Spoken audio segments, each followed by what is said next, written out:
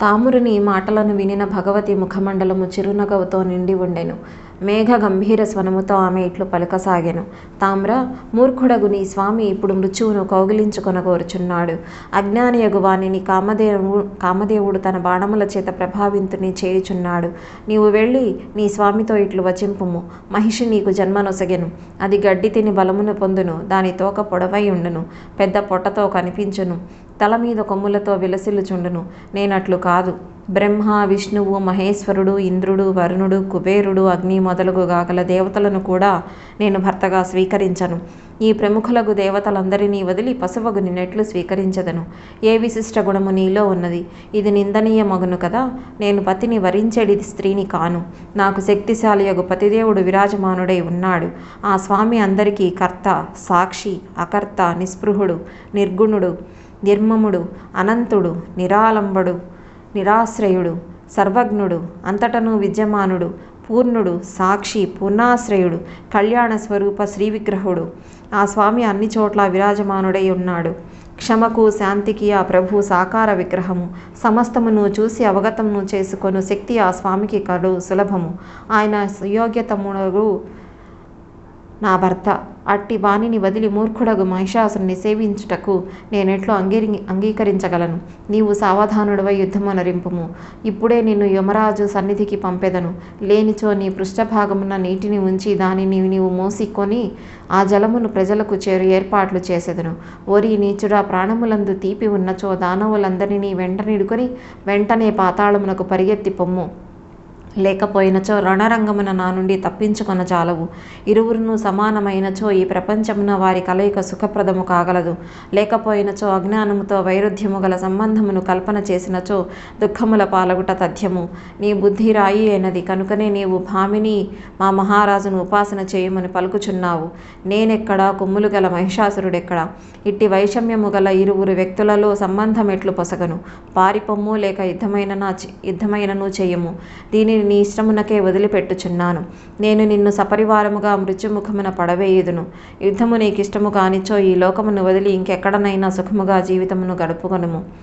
ఇట్లు పలికి భగవతి జగదంబ అద్భుతము భయంకరమగు గొప్ప గర్జన గావించెను. అప్పుడు ఆ దేవి యొక్క ప్రళయకాల సదృశ గర్జనతో దైత్యుల మనస్సులందు భీతి అలముకొనెను. ఆ గంభీర గర్జన ప్రభావమున పృథివీ కంపించసాగెను. పర్వతములు కదలిపోయెను. దైత్య స్త్రీలకు గర్భపాతము కలుగుట ప్రారంభమయ్యెను. ఆ శబ్దమును విని తామ్రుని మనస్సు భయముతో నిండిపోయెను. అచ్చటి నుండి పారిపోయి మహిషాసుని చేరెను. అంతేకాక నగరమునందలి దైత్యుల మనస్సులు చింతతో వ్యాకులపాటుకు లోనయ్యెను.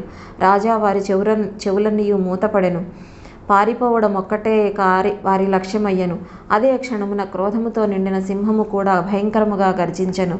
ఆ భైరవనాదముతో దైత్యుల రోమములందు భయము నిండిపోయెను.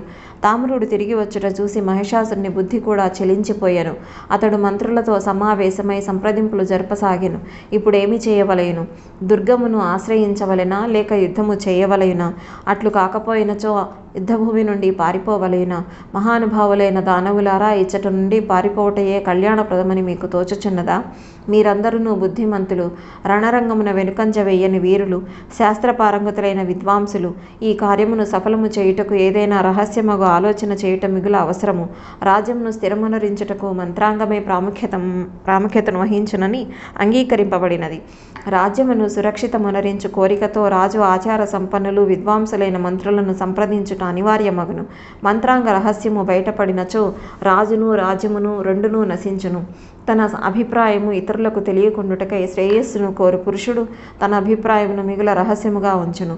కనుక ఇప్పుడు మంత్రిమండలి దేశకాల పరిస్థితులను బట్టి హేతుయుక్తము హితకరమైన తమ అభిప్రాయములను వెలిబుచ్చవలెను.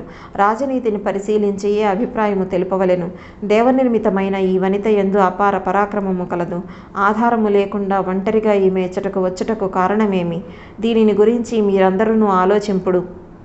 ఈ యువతి యుద్ధమునకు పదే పదే మనలను ఆహ్వానించుచున్నది. ఇంతకు మించిన ఆశ్చర్యమేమి కలదు? యుద్ధము మొదలైనచో విజయలక్ష్మి ఎవరిని వరించునో త్రిలోకములందు ఎవరికి తెలియదు. అనేకులకు విజయము ఒక్కరికి ఓటమి కలుగునని కూడా నిశ్చితముగా చెప్పజాలము. యుద్ధమునందు జయాపజయములు సదా దైవాధీనములని అవగతము చేసి కొనవలెను. అదృష్టము దైవము అననేమి దానినెవరు చూసిరి అని రాజనీతిని సమర్థించువారు పలుకుచుందురు. దైవమున్నదనుటకు ప్రణామమేమిటని ప్రశ్నించెదరు. కేవలము పిరికివారే దైవమును ఆశ్రయించెదరు. శక్తిశాలురగు పురుషులు ఆ దైవమును గురించి ఆలోచించరు. దీనివలన ఉద్యమము దైవము అను రెండు పక్షములు సిద్ధించును. శూరవీర పురుషుల మనస్సులందు ఉద్యమము, పిరికివారి మనస్సులందు దైవము చోటు చేసుకొనును. బుద్ధిపూర్వకముగా ఈ విషయములనన్నింటినీ దృష్టిలో నుంచుకుని ఉత్తమ కార్యము చేయుటే శ్రేయస్కరము. తన ప్రభువగు మహిషాసురుని సారగర్భిత వచనములను విని మహా యశస్వియగు విశాలాక్షుడు చేతులు జోడించి ఇట్లు పలుకసాగాను. రాజా, విశాల నేత్రములు గల ఆ స్త్రీ విషయమున ఆమె ఏ ఉద్దేశముతో ఇచ్చటకు వచ్చినదో దానిని గురించి మరలా కొంత విషయమును తెలుసుకొనవలెను. ఎవరితో ఈమెకు వివాహము జరిగెను? స్త్రీ చేతిలో మీరు మరణించుట ధృవీకరింపబడినది. దేవతలు ఈ విషయము నెరుగుదురు. వారే తమ తేజస్సులతో ఈ కమలనయనిని ఉత్పన్నము చేసి ఇచ్చటికి పంపిరని తెలియచున్నది. ఇప్పుడు ఈ యుద్ధమును చూచుటకై వారందరూ ఆకాశమున దాగి ఉన్నారు.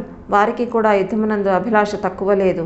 సమయమును చూసి వారు కూడా ఈమెకు రణరంగమున తోడ్పడుదురు. విష్ణువు మొదలగు ప్రముఖ దేవతలు సమరాంగణమున ఈ కామినిని ముందుంచుకుని మనలను వధించెదరు. వెంటనే ఆ స్త్రీ మిమ్ములను హతమార్చును. రాజా, ఆ దేవతల అభీష్టము కూడా ఇదియే అని నాకు తోచుచున్నది. భవిష్యత్ పరిణామమును గురించి తెలుసుకొనుట నాకు అంత సులభము కాదు. ప్రభు, మీరిప్పుడు యుద్ధము చేయవలదు. ఇదియే నా విన్నపము. ఇంతకంటే నేనేమియును చెప్పజాలను. కార్యసాఫల్యమును మనస్సులో ఉంచుకొని మీ కొరకు ప్రాణత్యాగమునకు మేము నిరంతరము సంసిద్ధులమై ఉన్నాము. మీ సాహచర్యమున మాకు ఆనందము లభించును. మేము మీ అనుచరులము. ఇదియే మా ధర్మము. సర్వదా అసహాయురాలై కూడా ఈ స్త్రీ మనతో యుద్ధము చేయుటకు దృఢ నిశ్చయురాలైనదని ఇది ఆలోచించదగిన విషయము. బలాభిమానములగు మన వద్ద ఇంత సైన్యము ఉన్నదని తెలిసి ఆమె మనలను లెక్క చేయటలేదు. దుర్ముఖుడు ఇట్లనెను. రాజా, రణమున మనకు విజయలక్ష్మి చేకూరునని నేను ఎరుగుదును. వెనుకంజ వేయుట సర్వదా కోరదగినది కాదు. అట్లు చేసినచో మన కీర్తికి కళంకము వచ్చును. ఇంద్రాది దేవతలతో తలపడినప్పుడు కూడా పారిపోవునట్టి నిందిత కార్యమును మనము తలపెట్టలేదు. అట్టి ఎడల ఒంటరిదగు ఈ స్త్రీ సమక్షమున అట్లెందుకు చేసేదము? కనుక యుద్ధము చేయుటయే ప్రస్తుత కర్తవ్యము. యుద్ధమునందు విజయమో వీరస్వర్గమో ఈ రెండే జరుగును. జరగవలసి ఉన్న దానిని ఆపుట ఎవరి తరమూ కాదు. దీనిని తెలిసి కూడా ఎందుకు చింతించవలెను? సంగ్రామమున మరణించినచో యశస్సు లభించును. జీవించి ఉండినచో సుఖము ప్రాప్తించును. ఈ ఫలములు రెండును మనస్సునకు అనుకూలమని తలంచి యుద్ధ తత్పరులము కావలయును. పారిపోయినచో జగత్తునందు నిందనీయులము అగుదుము. ఆయువు ముగిసినచో మరణించవలసినదే కదా. కనుక జీవన్మరణ విషయమును చింతించట వ్యర్థము. వాష్కల్లుడు మాట్లాడుట ఎందు మిగుల నేర్పరి. అతడు దుర్ముఖుని మాటలను వినెను. తదుపరి చేతులు జోడించి మహిషాసురునితో ఇట్లు పలికెను. రాజా, ఈ కార్యము పిరికివారికి మాత్రమే అప్రియమైనది. మీరు ఈ కార్యమును గురించి ఏ కొంచెము కూడా చింతించవలదు. నేను ఒంటరిగానే చెంచల నేత్రములు గల చెండిని సంహరించెదను. నృపేంద్ర, మనస్సులో ఉత్సాహము నింపుకొనుడు. రాజా, నేను నిర్భయుడనై అద్భుతముగా యుద్ధము చేసేదను. నరేశ్వర, నా ప్రయత్నముతో ఆ చండికను యమసదనమునకు తప్పక పంపెదను. నేను ఇంద్రుడు, వరుణుడు, కుబేరుడు, సూర్యుడు, చంద్రుడు, యమరాజు, అగ్ని, వాయువు, విష్ణువు, శంకరుడు వీరెవరికి భయపడను. అభిమాన ఉన్మత్తురాలగు ఒంటరిదైన ఆ స్త్రీ నన్నేమి చేయగలదు? మెరయిచున్న నా బాణములతో ఆమె ప్రాణవాయువు ఎగిరిపోవును. నేడు మీరు నా భుజబలమును చూసెదరుగాక. అప్పుడు మీరు సుఖముగా విహరింపుడు. దీనికి తోడు యుద్ధము చేయుటకు మీరు స్వయముగా రణభూమికి రావలసిన అవసరము లేదు. ఇట్లు అభిమాన ఉన్మత్తుడైన వాష్కలుడు మహిషాసురుని ఎదుట తన అభిప్రాయమును వెలుగుచ్చెను. దాని తర్వాత దుర్ధరుడు ఆ రాక్షసరాజునకు ప్రణామము చేసి ఇట్లనెను. మహారాజా, దేవతల ద్వారా నిర్మింపబడిన ఆ దేవిని నేను ఓడించెదను. 18 భుజములు ధరించి ఆ సుందరి ఇచ్చటకు వచ్చుటకు ఏదో ఒక కారణముండును. రాజా, ఆ దేవతలు రచించిన మాయయే ఇది. మిమ్ములను భయభీతులను చేయుటకే ఈమె ఇచ్చటకు వచ్చుట జరిగినది. ఇది కేవలము భయపెట్టుటకే అని తెలుసుకొనవలెను. మీ మనస్సునందలి మోహమును వదిలిపెట్టుము. భూపాలక, ఇది రాజనీతి. మంత్రులను గురించి గురించి కొన్ని విషయములను తెలిపెదను వినుడు. ఎంతోమంది మంత్రులు సాత్విక రాజస స్వభావము కలిగి ఉందురు. వీరే కాక కొందరు తామస ప్రవృత్తి కలిగి ఉందురు. దానవేశ్వర, ఈ జగత్తునందు మంత్రులు 3 విధములుగా చెప్పబడుదురు. సాత్విక స్వభావము గల మంత్రులు తమ సమస్త శక్తులను ఒడ్డి స్వామి కార్యమును సఫలము చేసెదరు. వారి మనస్సులలో స్వామి కార్యమునకు ఏ కొంచెము కూడా వైరుధ్యం ఉండదు. వీరు ధార్మిక మంత్రశాస్త్రములందు పారంగతులైన పండితులై ఉందురు. ఏకాగ్ర చిత్తులై తమ కర్తవ్యములందు లగ్నమై ఉందురు. రాజసగుణము గల మంత్రుల మనస్సులలో సదా భేదభావముండును. సమయానుకూలముగా వీరు కార్యమును సాధించెదరు. స్వామి కార్యము చెడిపోయినను వీరు లెక్క చేయరు. ఏదో ఒకప్పుడు శత్రువుల ప్రలోభమునకు లోని విరోధుల పక్షమున కలిసిపోదురు. ఇంటిలో నుండియే తమ స్వామి దోషములను శత్రువుల ఎదుట ప్రకటించుట వీరి స్వభావమగును. వారి కార్యమునందు సదా భేదముండును.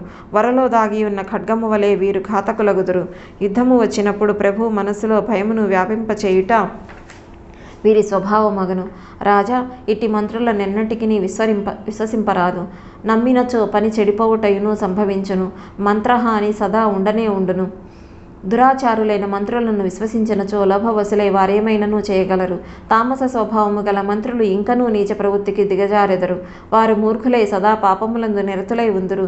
కనుక రాజేంద్ర, నేను స్వయముగా రణరంగమునకు వెళ్ళి ఈ పనిని నెరవేర్చెదను. ఆ దురాచారి అయిన స్త్రీని తీసుకొని శీఘ్రముగా మీ చెంతకు తిరిగి వచ్చెదను. మీరు నాకు యజమానులు.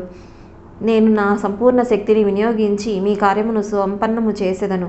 మీరు నా ధైర్యమును సామర్థ్యమును చూసెదరుగాక. ఇట్లు పలికి మహాబాహువగు పాష్కలుడు దుర్ముఖుడు అచ్చటి నుండి వెళ్ళిపోయిరి. వారి సర్వాంగముల నుండి అభిమానము వెల్లివిరియుచుండెను. వారు సకల శస్త్రాస్త్రములను సంపూర్ణముగా ఎరిగిన వారు కనుక ఆ మదోన్మత్తులకు దానవులు సమరాంగణమునకు చేరుకొనిరి. అచ్చట భగవతి జగదంబ విరాజమానురాలై ఉండెను. ఆ దేవితో వారు మేఘమువలే గంభీరమైన వాణితో ఇట్లు పలుకసాగిరి. దేవి, మహాత్ముడగు మహిషాసురుడు దేవతలను పరాజితులను కావించెను. అట్టి వాణిని నీవు పతిగా స్వీకరింపుము. సుందరి, ఆ మహారాజు సకల దైత్యులకు అధిపతి, సర్వలక్షణ సంపన్నుడు, సౌందర్యవంతుడు, మానవ రూపమును ధరించి దివ్య ఆభరణములతో అలంకరింపబడినవాడు. నీతో ఏకాంతముగా కలియును. మనోహరమైన చిరునవ్వు కలదాన, త్రిలోకములందలి సకల సంపదలను ఇష్టానుసారముగా అనుభవించు సదవకాశము నీకు ప్రాప్తించినది. మహిషాసురుని అంగముల కాంతి మిగుల కమనీయము. మనస్ఫూర్తిగా నీవు అతనిని ప్రేమింపుము. మధుర భాషిణి, ఆ నరేశుడు మహాపరాక్రమవంతుడు. అతనిని పతిగా పొందుము. అద్భుతమైన సాంసారిక సుఖములను అనుభవింపము. వాటిని పొందుటకే కదా స్త్రీలు ఆశపడుచుందురు. అవి నీకు అనాయాసముగా లభించుచున్నవి. అప్పుడు శ్రీదేవి ఇట్లు పలికెను. ఓరోరి ధూర్తులారా, కాముని పిడికిలిలో బంధింపబడిన జ్ఞానశూన్యురాలగు అబలనుగా నన్ను తలంచితిరా. మహామూర్ఖుడగు మహిషాసురుని నేనెట్లు సేవించదను. సత్కుల సంజాతలైన స్త్రీలు కులశీల గుణములతో సమానుడైన పురుషునే ఉపాసించెదరు. రూపము, చతురత, బుద్ధి, శీలము, క్షమ మొదలగు వాటియందు స్త్రీ కంటే కూడా పురుషుడు మిగుల ఉన్నతుడై ఉండవలెను. ఈ మహిషాసురుడు పశు శరీరమును ధరించి ఉన్నాడు. వీడు పశుజాతి కంటే కూడా నీచుడు. కామపరవశురాలై దేవరూపిణియగు ఏ స్త్రీయును ఈ పశువును పతిగా వరించగోరును. మీరు తక్షణమే మీ రాజు దగ్గరకు వెళ్ళిపోండు. భాష్కల దుర్ముఖులారా, తల మీద పెద్ద పెద్ద కొమ్ములు కలవాడని ఏనుగువలే దుమ్ముధూళితో కప్పబడిన నీ స్వామియగు మహిషాసురుని దగ్గరకు వెళ్ళుడు. అతనితో నా వచనములను ఇట్లు పలుకుడు. నీవు పాతాళమునకైనా వెళ్ళుము, లేనిచో ఇచ్చటకు వచ్చి నాతో యుద్ధమనరింపుము. యుద్ధము జరిగినచో దేవరాజగు ఇంద్రుడు నిర్భయుడు కాగలడు. ఇది దృఢమగు సత్యము. నేను నిన్ను సంహరించియే వెళ్ళిపోవుదును, వధించకుండా వెళ్ళను. ప్రచండమైన మూర్ఖుడవు నీవు. నా ఈ వచనములను ఆలోచించి నీ ఇష్టము వచ్చినట్లు చేయము. నీవు 4 పాదముల గల జంతువువు. నా సమక్షమున విజయుడవు కాకుండా ఏ మూలనున్నను పృథివీ యందు కానీ, పర్వత గుహయందు కానీ, ఆకాశమునందు కానీ ఇంకెచ్చటను చోటు దొరకదు. భగవతి ఇట్లు పలుకగా భాష్కల దుర్ముఖ దైత్యులు ఇరువురును కోపంతో వణికిపోయిరి. వారి నేత్రములు బైర్లు కంపెను. ఆ వీరులిరువురు ధనుర్బాణములను చేపట్టి యుద్ధ సన్నద్ధులైరి. భగవతి జగదంబ గంభీరముగా గర్జన చేసి నిర్భయముగా విరాజమానురాలై ఉండెను. కురువంశమునకు వన్నె తెచ్చు మహారాజా, ఆ దానవులు తమ సంపూర్ణ శక్తిని ఉపయోగించి దేవి మీద బాణవర్షము కురిపింపసాగిరి. దేవకార్యమును సఫలమునర్చుటయే ఆ దేవి లక్ష్యము. వీణులకింపుగా గర్జన చేసి ఆ దేవి వారి మీద విస్తృతముగా బాణవర్షమును కురిపించుటకు ఉద్యమించెను. ఆ దైత్యులు ఇరువురిలో భాస్కరుడు మిగుల చంచలుడు. అతను వెంటనే యుద్ధభూమి యందు భగవతి ఎదుటకు వచ్చెను. అప్పుడు దుర్ముఖుడు దర్శకుని వలె దేవి వైపే దృష్టి సారించి నిలబడెను. అప్పుడు దేవికిని భాస్కరునకు గొప్ప భయంకరముగా యుద్ధము ప్రారంభమయ్యెను. బాణముల, ఖడ్గముల, పరిఘల ప్రహారములతో భీరువుల మనస్సులందు భయము కలుగుచుండెను. ఆ భగవతి జగదంబకు భయమేమిటో తెలియదు. యుద్ధమునందు తన గొప్పతరమును ప్రదర్శించు ఆ దైత్యుని చూసి ఆ దేవి కుపితురాలయ్యెను. పదునైన భయంకరమైన 5 బాణములను ఎక్కుపెట్టి వాటిని చెవుల వరకు లాగి ఆ దేవి భాస్కరుని మీద ప్రయోగించెను. దైత్యశ్రేష్ఠుడగు భాస్కరుని చెంత కూడా అట్టి పదునైన బాణములుండెను. తన బాణములతో దేవి శరములను అతను ఖండించెను. వెంటనే అతడు 7 బాణములను సింహవాహినియగు భగవతి మీద ప్రయోగించెను. దేవి కూడా అత్యంత తీక్షణమై పీతవర్ణము కల 10 బాణములతో ఆ నీచుని కొట్టెను. వెంటనే దానవుని శరములను తన సాయకములతో తుణిచివేశెను. ఆమె పదే పదే అట్టహాసమునరింపసాగెను. భగవతి వద్ద ఒక అర్ధచంద్రాకార బాణముండెను. ఆ దేవి దానితో ఆ దైత్యుని ధనస్సును ఖండించెను. అప్పుడతడు గదను చేపట్టి సంహరించుటకై ఆ దేవి మీద విరుచుకుపడెను. అది చూసి చండిక తన గదా ప్రహారముతో భాస్కరుని భూమి మీద శయనింపచేసెను. భాస్కరుడు మిగుల పరాక్రమవంతుడు. 2 ఘడియలు భూమి అతనికి సయ్య అయ్యెను. అతడు మరలా లేచి భగవతి చండి మీద గదాప్రహారము చేయసాగెను. ఆ దైత్యుని తన ఎదుటకు వచ్చుచుండుటను చూసి దేవి క్రోధముతో మండిపడెను. త్రిశూలముతో వాని వక్షస్థలమున గుచ్చెను. దెబ్బ తగులటతోడనే భాస్కరుడు కింద పడిపోయెను. అతని ప్రాణములు ఎగిరిపోయెను. ఆ దురాచారి అయిన దానవుడు ధరాశాయి అగుటతోడనే వాని సైన్యము నలుదిశలకు పారిపోయెను. ఆకాశమునందున్న దేవతలు అపారమైన హర్షమును పొందిరి. భగవతి జగదంబకు వారు జయజయకారములు అనరించిరి. భాస్కరుడు మరణించగా మిగుల శక్తిశాలియగు దుర్ముఖుడు సమరాంగణమున దేవి ఎదుటకు వచ్చెను. క్రోధముతో అతని కన్నులు ఎర్రబారెను. అప్పుడు శ్రీమంతుడైన దుర్ముఖుడు కవచమును తొడిగి రథమునందు ఆసీనుడయ్యను. అతని చేతిలో ధనుర్బాణములు ఉండెను. ఓ బాలా, నిలువుము నిలువుము అని పదే పదే పలుకుచుండెను. అతడు ముందుకు వచ్చుటను చూసి భగవతి శంఖమును పూరించెను. ఆ దానవుని క్రోధమును అధికము చేయుచు ఆ దేవి ధనుష్టంకారము చేయసాగెను. ఆ దుర్ముఖుడు కూడా బాణప్రహారము చేయుటకు ఉద్యమించెను. అతని పదునైన బాణములు శీఘ్రగాములై విషధర సర్పముల వలె భయమును గొల్పుచుండెను. భగవతి మహామాయ తన సాయకములతో అతని బాణములను త్రుంచివేసి గర్జింపసాగెను. రాజా, ఇప్పుడు ఇరువురి మధ్య భయంకరమైన సంగ్రామము ప్రారంభమయ్యెను. బాణ, శక్తి, గద, ముసల, తోమరాది శస్త్రాస్త్రములను వారిరువురు ఒకరి మీద ఒకరు ప్రయోగించుచుండిరి. ఆ సమయమున యుద్ధస్థలమునందు రక్తపుటేరులు ప్రవహించుచుండెను. ఆ రక్తపుటేరుల తీరములందు వీరుల మస్తకములు తెగిపడి ఉండెను. యమరాజు యొక్క దూతలు ఈత నేర్చుకొనుటకు కుంభీఫలములను ప్రోగు చేసిరా అనినట్లు తెగిన మస్తకములు కనపట్టుచుండెను. రణరంగమంతయు శవములతో నిండి మిగుల భయంకరముగా ఉండెను. వాటిని తినుటకు తోడేళ్లు మొదలగు క్రూర జంతువులు ఆ స్థలమునకు విరుచుకుపడెను. నక్కలు, కుక్కలు, కాకులు, గ్రద్దలు, డేగలు ఆ దుష్టదానవుల కళేబరములను పీక్కొని తినుచుండెను. మృతదేహముల నుండి సహింపరాని దుర్గంధము వెలువడుచుండెను. మాంసమును తిను జంతువులు గట్టిగట్టిగా అరచుచు భయంకరమైన శబ్దములను చేయుచుండెను. అప్పుడు దురాత్ముడగు దుర్ముఖుడు కోపముతో వణికిపోవచుండెను. మృత్యువు అతని వివేక శక్తిని నాశనము చేసినది. తన భుజములను పైకెత్తి అభిమానముతో వాడు ఆ దేవితో ఇట్లు పలుకసాగెను. చండీ, నీ అవయములన్నీయూ మిగుల సుందరములు, కోమలములు. సుందరి, మదిరాపానమునరించి మత్తుడైన దానవేశ్వరుడగు మహిషాసుని సేవించుటకు నీవు అంగీకరించము. లేకపోయినచో నేడే నిన్ను మృత్యువునకు ఆహారముగా చేసెదను. అప్పుడు దేవి ఇట్లనెను, ఓరి, నీ తల మీద మృత్యువు తాండవించుచున్నది. నీవు మృత్యువుతో మోహితుడవైతివి కనుక ఇష్టము వచ్చినట్లు ప్రేలుచున్నావు. భాస్కరుని పంపినట్లే నిన్ను కూడా నేను యమసదనమునకు పంపెదను. మూర్ఖుడా, పారిపోయినచో పారిపొమ్ము, లేకపోయినచో ఇచ్చటనే ఉండుము. నీకు మరణించుటయే అభీష్టమై ఉన్నది. మొదట నీ ప్రాణములను హరించే మూర్ఖుడగు మహిషాసుని చంపుటకు ఏర్పాట్లు చేసుకొందును. దుర్ముఖుడు మరణించుటకే ఇచ్చటకు వచ్చి ఉండెను. భగవతి చండిక మాటలను వినివాడు ఆ దేవి మీద భయంకరమైన బాణవర్షమును కురిపింపసాగాను. దేవి తన మార్గణముల ద్వారా దుర్ముఖుని బాణములను త్రుంచివేశెను. ఇంద్రుడు వృతాసురుని మీద వజ్రమును విసిరినట్లు ఆ దేవి ఆ దానవుని మీద గట్టిగా శరాఘాతము చేసెను. అప్పుడు భగవతి చండికకు దుర్ముఖునకు భయంకరమైన పోరు జరగసాగెను. దానిని చూసి పిరికివారి గుండెలు జారిపోవచుండెను. శూరవీరులలో ఉత్సాహము అధికమగుచుండెను. దేవి మిగుల వేగముగా దుర్ముఖుని ధనస్సును ఖండించెను. ఆ దేవి 5 బాణములతో దానవుని రథము ముక్కలు ముక్కలయ్యెను. రథము విరిగిపోగా మహాబాహువగు దుర్ముఖుడు ఎదురులేని ఒక గదను చేపట్టి కాలినడకన భగవతి వైపునకు దూసుకువచ్చెను. తన శక్తినంతయు ఉపయోగించి సింహము తల మీద కొట్టి దానిని గాయపరచెను. మహాబలియగు సింహము గదాప్రహారము చేత వ్యాకులతను చెంది కూడా తన చోటు నుండి కదలలేదు. గదను తీసుకొని ఎదుట నిలబడి ఉన్న దుర్ముఖుని భగవతి చూసెను. జగదంబ తన పదునైన ఖడ్గముతో కిరీటముతో సహా వాని తలను ఖండించి మొండెము నుండి వేరు చేసెను. మస్తకము తెగిపడగా వాని ప్రాణములు వాయువులలో కలిసిపోయెను. వాడు భూమి మీద పడెను. దేవతలు ఆనంద పరవశులైరి. వారు ఎలుగెత్తి జయజయధ్వనులు చేయసాగిరి. వెంటనే దేవిని స్తుతించుట యందు లగ్నమైరి. చాలామంది దేవతలు ఆకాశము నుండి ఆ దేవి మీద పుష్పవృష్టిని కురిపించిరి. వారి నోటి నుండి జయజయధ్వనులు వెలువడసాగెను. యుద్ధ వ్యూహమున దుర్ముఖుని జీవనలీల సమాప్తమయ్యెను. దీనిని చూసి ఋషులు, సిద్ధులు, గంధర్వులు, విద్యాధరులు, కిన్నరుల ముఖముల యందు ఆనందము తాండవించుచుండెను.